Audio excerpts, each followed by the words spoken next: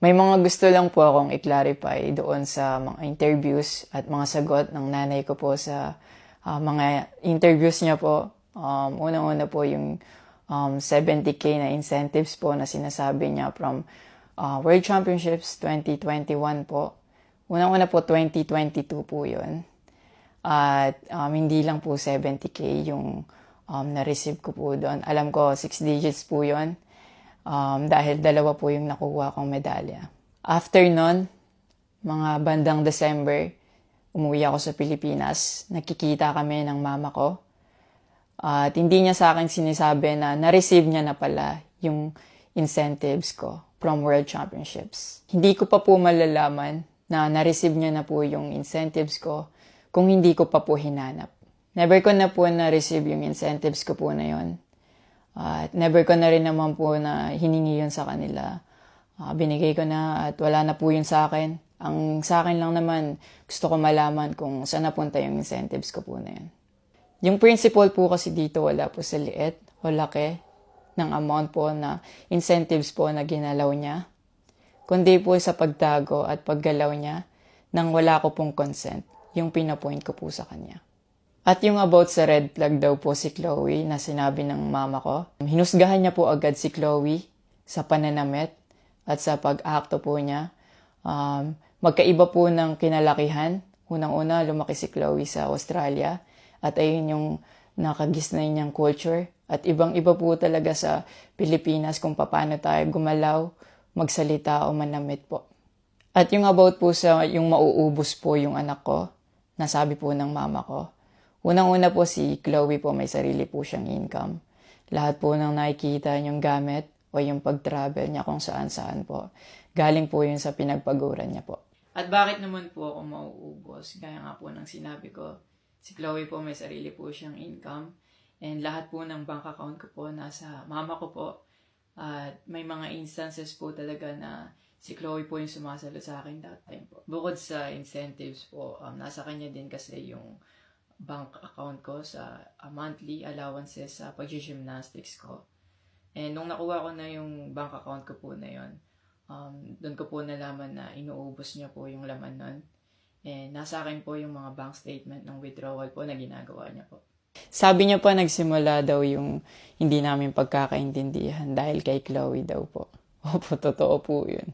Dahil ever since unang-una pa lang, ayaw niya na kay Chloe kahit hindi niya pa po nakikita or nakikilala in person. And mas nagkalabuan po kami nung naglagay po ako ng boundaries sa relationship ko. Kasi pinaglaban ko po si Chloe dahil gusto ko po siya. Yung about sa training camp na kinikwento niya na si Chloe dapat wala na daw doon, sabi ng former coach ko pagdating nung dalawang magte-training camp doon. Usually, kapag magte-training camp kami, palaging naka-hotel. And miscommunicated yon na doon pala sila sa akin na mag-i-stay. Hindi rin totoo na pagpunta nila doon, nung dalawang bata, dapat wala na si Chloe kasi sabay-sabay silang pumunta doon. Actually, nagulat pa yung former coach ko kasi nandun si Chloe. Minelcome naman namin sila talaga. Nag-prepare kami para sa kanila. So, hindi ko alam kung bakit ganun yung mga sinasabi niya. At yung sinasabi niya po na yung dalawang bata po dahil si Chloe yan doon, yung nakabalandra daw yung puwet po.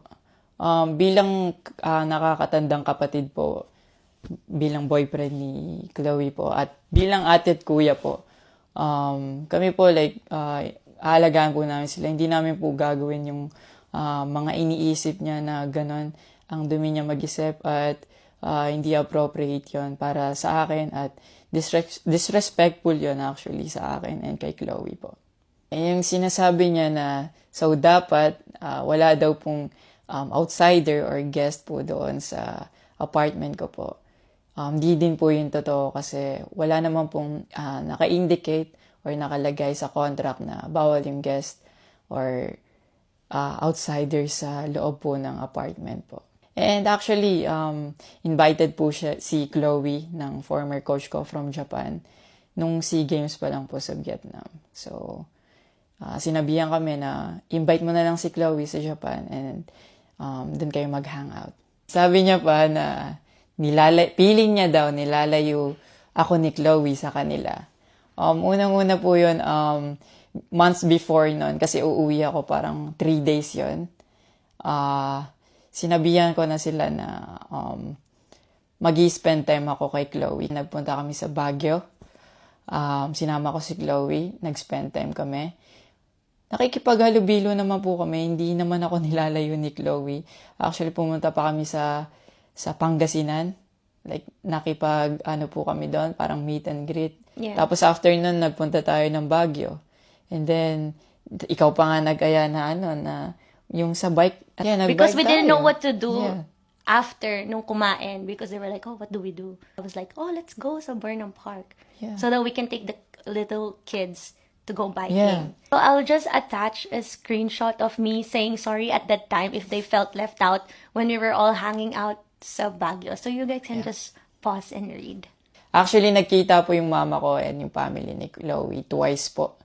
And then, yun, nag-usap po sila. And the last resort, my family made a group chat Yeah. na kasama everybody involved because my family wanted to address kung ano yung issues ni mom mo towards me. Yeah, kasi marami na siyang pinapost. Yeah, madami na siyang pinapost. And even though my family knew na madami na siyang pinapost, my family still welcomed them, treated them with respect and with no judgment na pinaringgan nila yung side ng mom mo, what she had to say about me and our relationship. And then, after the group chat, she left, your mom left, and wala siyang narinig anything from my family. May recent interview po kayo na kinakongratulate niyo po ako. Kung genuine po talaga kayo, maraming salamat po. Ina-acknowledge ko po yung pagka-congratulate niyo sa akin.